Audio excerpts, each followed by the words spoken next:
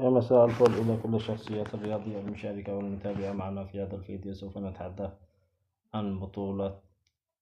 كأس الخليج للناشئين الذي راح تنطلق في دولة قطر أقل من نصف شهر تقريبا على انطلاق البطولة، حيث ضمت المجموعة منتخبنا إلى جانب منتخب قطر صاحب الضيافة، وإلى جانب منتخب الإمارات ومنتخب عمان. أعتقد أن منتخبنا للناشئين راح يحسب له ألف حساب نتيجة إلى مستوى منتخبنا الذي ظهر أخيرا في بطولة كأس الخليج للشباب،